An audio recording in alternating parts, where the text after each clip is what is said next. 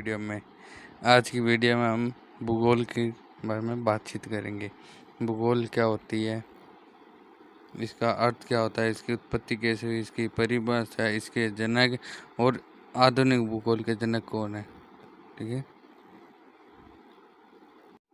भूगोल का अर्थ होता है जो भी पृथ्वी पर होता है, भूपटल पे जो भी दिखाई देता है, जैसे घर, वातावरण,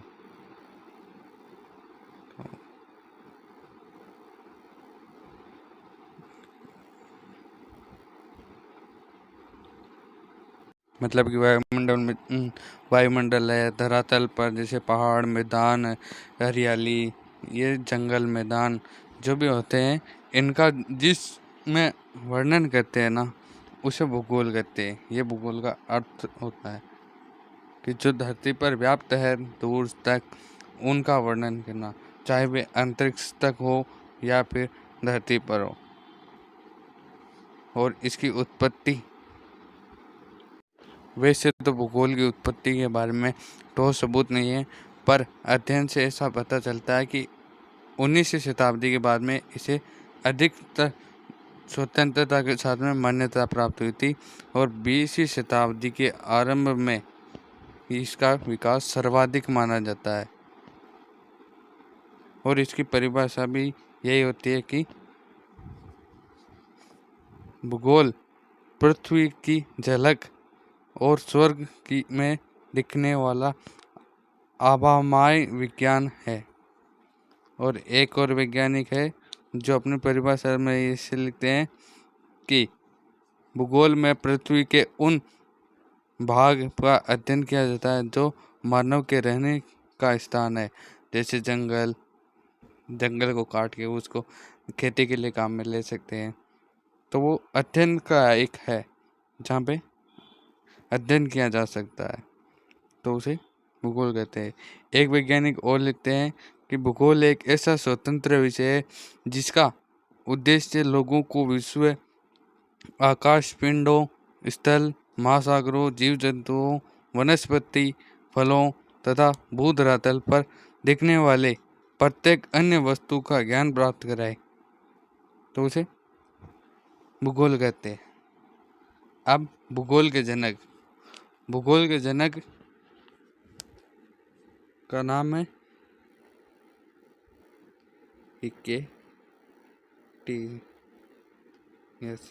हिक्केटियस।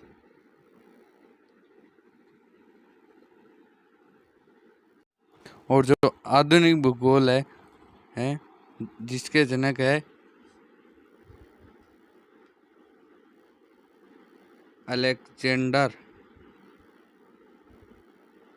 अलेक्जेंडर, वो सिकंदर वाला अलेक्जेंडर नहीं, ये अलेक्जेंडर वन है।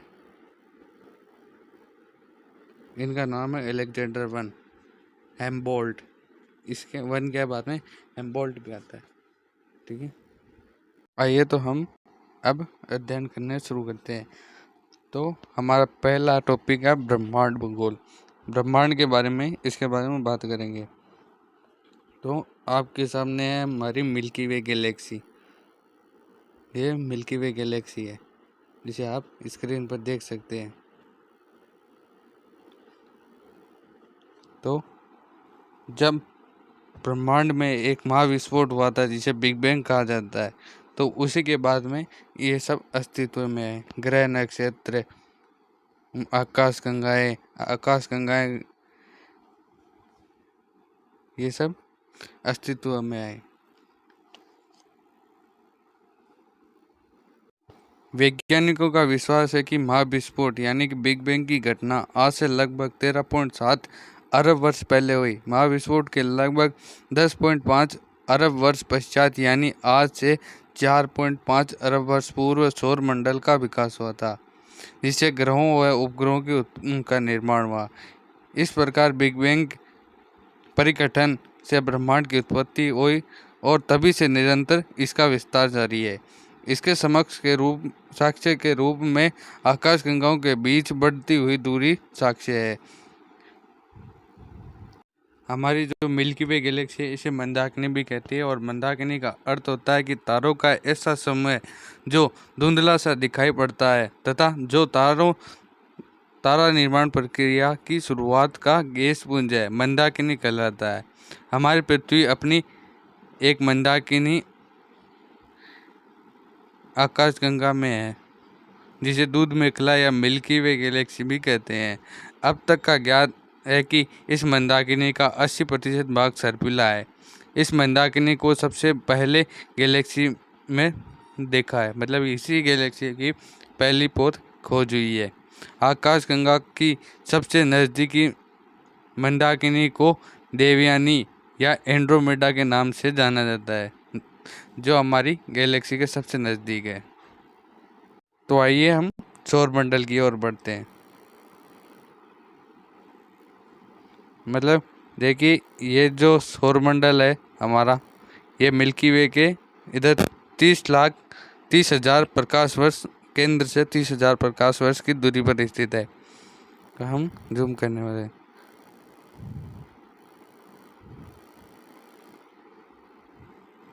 ये हमारे स्टार के क्लस्टर है। इसमें हमारा सन आएगा यहाँ।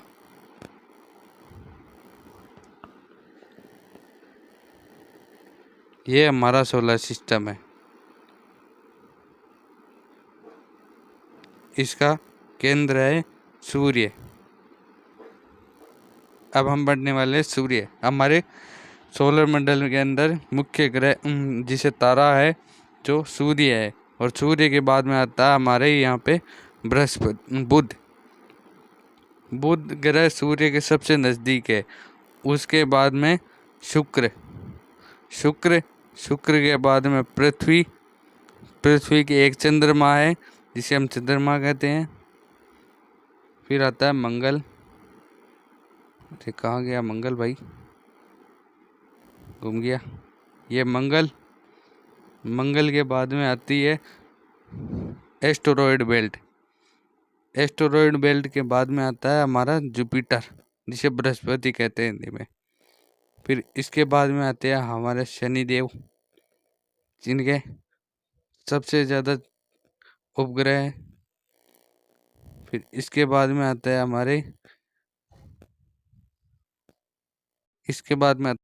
अरुण, जिसे यूरेनस कहते हैं। फिर इसके बाद में आता है नेपच्यून, जिसे वरुण कहते हैं। कहाँ गया भाई वरुण। और अंत में जो प्लूटो है, जिसे अब ग्रहों की श्रेणी से निकाल दिया गया है। इसे अब बौने ग्रहों की श्रेणी में रखा गया है। यह सबसे बड़ा बौना ग्रह है। हमारे सौर मंडल में सबसे ज़्यादा जो होते हैं एस्टेरॉयड, वो मंगल और बृहस्पति के बीच में पाए जाते हैं। और बृहस्पति को हमारे पृथ्वी के लिए सबसे ज़्यादा वरदान के रूप में माना जाता है, क्योंकि ये सभी एस्टेरॉयड को अपनी ओर आकर्षित करके जो पृथ्वी की ओर जाने होते हैं, उन्हें अपने ग्रेविटी के कारण अपने अंदर खींचकर पृथ्वी के ऊपर जीवन की रक्षा करता है। अब बात करने वाले हैं हम सूर्य के बारे में। वैज्ञानिकों ने पाया है कि जो सूर्य होता है वो स्थिर नहीं है, अस्थिर है। सूर्य मिल्की वे के चारों ओर चक्कर काटता है। देखिए दिखाता हूँ आपको, zoom out zoom out zoom out और जूम आउट। ये लो, ये जो मिल्की वे का सेंटर है, जिसे सेक्रेटेरियस ए स्टार कहते हैं, तो इसका ये एक बड़ा मैसिव ब्लैक होल है। इतना बड़ा है कि पूछो ही मत। तो फिर ये इसके चक्कर काटता है। ये सूर्य स्थिर नहीं है कभी भी। सूर्य अस्थिर है, और सूर्य अपने जगह पर भी घूर्णन करता है। जैसे पृथ्वी अपने घूर्णन करती है ना, वैसे करते हैं। तो सूर्य का लगभग 71% भाग हाइड्रोजन और 26.5% के लगभग हीलियम और 2.5 के प्रतिशत अन्य गैसों से है। यह एक गैस का बना हुआ गोला है जिसमें हाइड्रोजन प्रक्रियाएं होने के कारण यह चमकीला होता रहता है। सूर्य की उम्र 5 बिलियन वर्ष हुई है। सूर्य का व्यास 17,82,000 है। अगर आपको सूर्य का व्यास ज्ञात भी ना हो तो आप ऐसा करना, जो पृथ्वी का व्यास होता है मैं आपको बताता हूँ। जो पृथ्वी का व्यास होता है वो होता है 12,742। तो इसको 108 से गुणा करोगे तो आपको मिलेंगे 13,90,000 या 92,000 के आसपास मिलेंगे। और फिर उसको आप वापस 108 से मल्टीप्लाई करोगे तो आपको सूर्य और पृथ्वी के बीच की दूरी मिलेगी। सूर्य हमारे पृथ्वी से लगभग 13 लाख गुना बड़ा है और पृथ्वी को सूर्य ताप का 2 अरबवां हिस्सा ही मिलता है। सारी ऊर्जा पृथ्वी पर नहीं आती। अब हम बात करने वाले हैं बुध के बारे में। बुध ग्रह है जो सूर्य के सबसे नजदीक है। सूर्य के सबसे नजदीक पाया जाता है ये। जो सूर्य के निकट होने के कारण इस पर 2 घंटे पहले ही दिन दिखाई देने पड़ता है। यह सबसे छोटा ग्रह है और इसका कोई उपग्रह भी नहीं है। इसका सबसे विशिष्ट गुण है इसका चुंबकीय क्षेत्र होना। यह सूर्य का एक चक्कर मतलब परिक्रमा करने में इसको 58 दिन लगते हैं और एक परिक्रमण करने में इसको 88 दिन लगते हैं और एक परिभ्रमण करने पर इसे 58 दिन लगते हैं। और इसका कोई उपग्रह नहीं है। इसका व्यास 4,878 है किलोमीटर। अब हम बात करने वाले विनस यानी शुक्र। यह पृथ्वी के निकट सबसे चमकीला व सबसे गर्म ग्रह है, इसीलिए इसे तारा भी चमकीला ग्रह भी कहते हैं। इसे सांझ का तारा या भोर का तारा भी कहते हैं, क्योंकि ये शाम के में पश्चिम दिशा में और सुबह पूर्व दिशा में आकाश में दिखाई देता है। यह अन्य ग्रहों के विपरीत दक्षिणावर्त चक्र काटता है। इसे पृथ्वी की बहन भी कहा जाता है, क्योंकि यह घनत्व, आकार और व्यास के कारण व्यास इसका पृथ्वी के समान है। इसके पास भी कोई उपग्रह नहीं है। अब हम आगे बढ़ते हैं पृथ्वी की ओर, हमारी प्यारी पृथ्वी की ओर। पृथ्वी जो सौरमंडल का एकमात्र ऐसा ग्रह है जिस पर पानी लिक्विड की अवस्था में व ठोस और गैस तीनों अवस्था में पाया जाता है, और एकमात्र ग्रह जिस पर जीवन पाया जाता है। हमारी पृथ्वी सौरमंडल का 5वां सबसे बड़ा ग्रह है। यह अपने अक्ष पर 23.5 डिग्री झुकी हुई है। यह सौरमंडल का एकमात्र ग्रह है जो हैबिटेबल जोन में आता है। इसका व्यास जो विश्व रेखा पर है वह 12,756 किलोमीटर है और इसका ध्रुवीय व्यास 12,714 किलोमीटर है। यह अपने अक्ष पर पश्चिम से पूर्व 1610 किलोमीटर प्रति घंटा की चाल से 23 घंटा 56 मिनट 4 सेकंड में एक पूरा चक्कर लगाती है, यानी एक दिन रात कंप्लीट करती है। इसकी पृथ्वी की इसी गति को घूर्णन या दैनिक गति कहते हैं। इस गति से दिन रात होते हैं। पृथ्वी को सूर्य की एक परिक्रमा करने पर 356 दिन 5 घंटे 48 मिनट 46 सेकंड लगते हैं, यानी लगभग 365 दिन 6 घंटे के आसपास लगते हैं।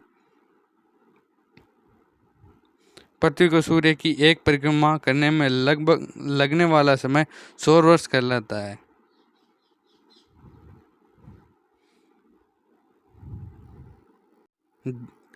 पृथ्वी पर जल की अधिक मात्रा के कारण ही यह नीला दिखाई पड़ता है।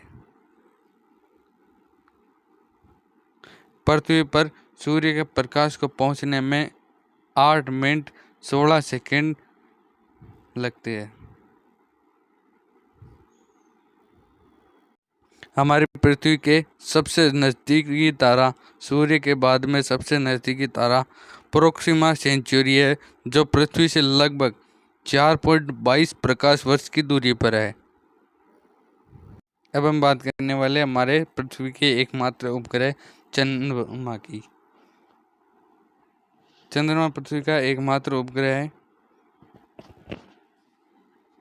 इसी के कारण पृथ्वी पर जो जल होता है उसके अंदर ज्वारभाट आता है। चंद्रमा का व्यास 3480 किलोमीटर है। पृथ्वी के द्रव्यमान का लगभग 1/81 भाग है। सूर्य के संदर्भ में चंद्रमा की परिक्रमा की अवधि 29 दिन 56 साढ़े 29 दिन के आसपास लगता है, जो 29 दिन 12 घंटे 44 मिनट और 2.8 सेकंड होते हैं। इसे चंद्रमास भी कहते हैं। नक्षत्रों की दृष्टि से चंद्रमा को 27.5 दिन में वह एक पृथ्वी का चक्कर कर लेता है। अंतरिक्ष यान अपोलो मिशन के द्वारा हमें यह ज्ञात हुआ था कि चंद्रमा भी उतना ही पुराना है जितना कि पृथ्वी है, अर्थात कि 460 करोड़ वर्ष पुराना। इसमें चांद 14% ज़्यादा बड़ा और 30% अधिक चमकीला दिखता है, जो सुपर मून होता है उसके अंदर। ब्लू मून अधिकतर अगस्त के महीने में 2 पूर्णिमा आती है, 2 अगस्त और 31 अगस्त। उन पर ब्लू मून दिखाई देता है। अब हम बात करने वाले हैं जुपिटर यानी बृहस्पति। यह सौरमंडल का सबसे बड़ा ग्रह है। इसे अपनी दूरी पर चक्कर लगाने में लगभग 10 घंटा से भी कम लगता है और सूर्य की परिक्रमा करने में 12 वर्ष लगते हैं। इसके उपग्रह गयानीमिड सबसे उपग्रह में सबसे बड़ा उपग्रह।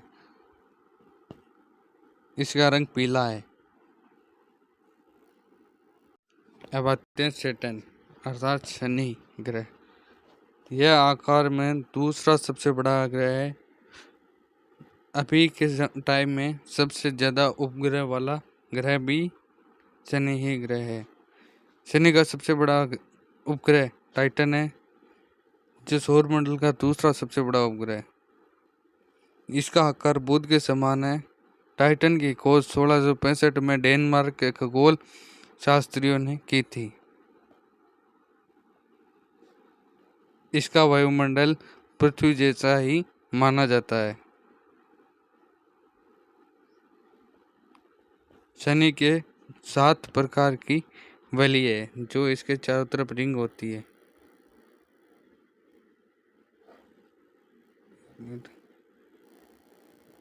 जो इसके आप देख सकते हैं, ये 4 प्रकार, इसके 7 प्रकार की वलय जो गोल होते हैं, गहरे वो होते हैं।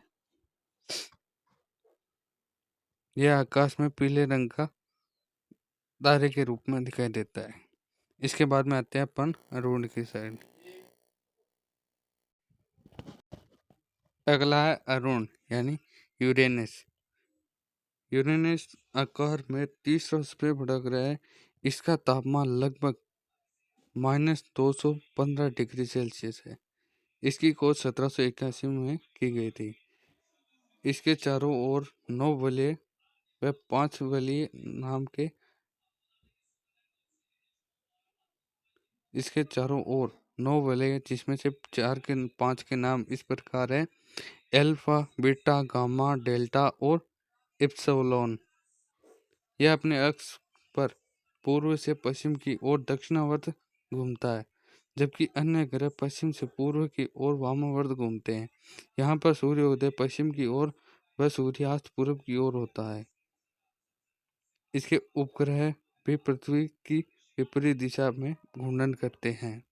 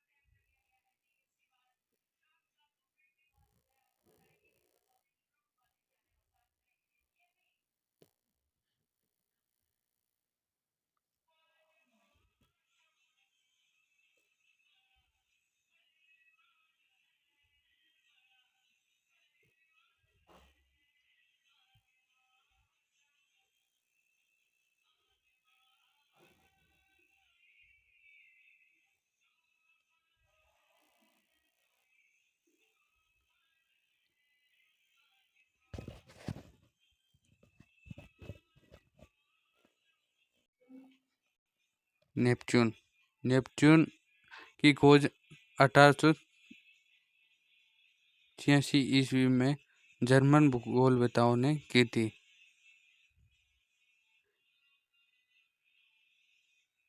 यह हमारे सौरमंडल का सुदूर में बसा हुआ आखिरी और 8वां प्लेनेट है।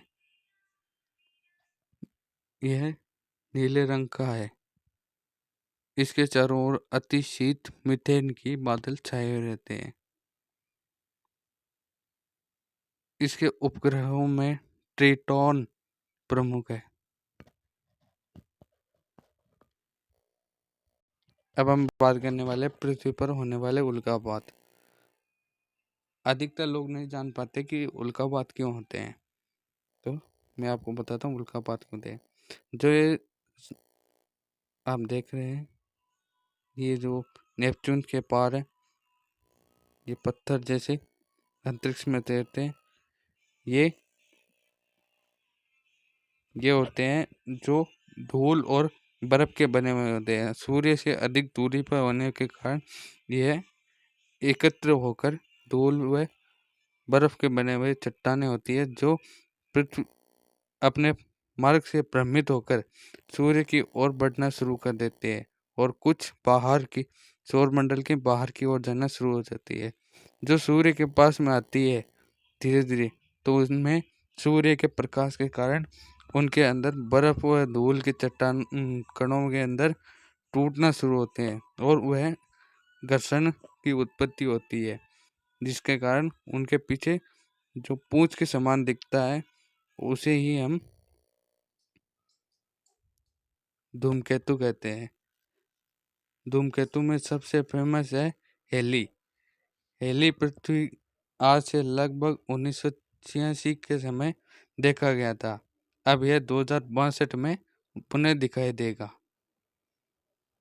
यह प्रति 75-76 साल के बाद में दिखाई देता है। अब करते हैं उल्कापात के बारे में। जो उल्का पिंड होते हैं, ये होते हैं मंगल और बृहस्पति के बीच में। ये भी अपने मार्ग से भ्रमित होकर पृथ्वी की ओर अथवा सूर्यमंडल से बाहर की ओर रवाना हो जाते हैं।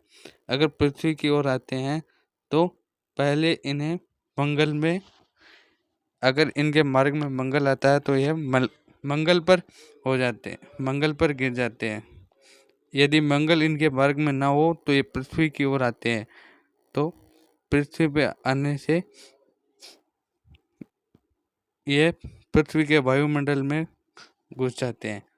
तो पृथ्वी के वायुमंडल में घुसने के कारण यह अंतरिक्ष से सुदूर यात्रा करके आने के कारण इनकी तीव्रता बढ़ जाती है और वायुमंडल के अंदर गुरुत्वाकर्षण होने के कारण इनकी तीव्रता में और अत्यधिक वृद्धि होती है, जिसके कारण वायुमंडल में गैसों के स्पर्श के कारण वायुमंडल होता है हमारे पृथ्वी पे, जिसके घर्षण के कारण उनमें आग लग जाती है, तो वो हमें जलते हुए नजर आते हैं और यही टूटते तारे होते हैं। अगर ये अधिकतर जो टूटते तारे होते हैं वह वायुमंडल में ही राख हो जाते हैं, धूमकेतु, क्षुद्र ग्रह पर। किंतु बड़े जो होते हैं बड़े आकार के, वो वायुमंडल में पूर्णतः समाप्त नहीं हो पाते और धरती पर आ पहुंचते हैं और बहुत सारा नुकसान भी करते हैं। तो आज की वीडियो यही समाप्त होती है। धन्यवाद। अगर आपने अभी तक हमारी वीडियो को लाइक नहीं किया तो लाइक करें, सब्सक्राइब करें और अपने दोस्तों को भी फॉलो करें। धन्यवाद।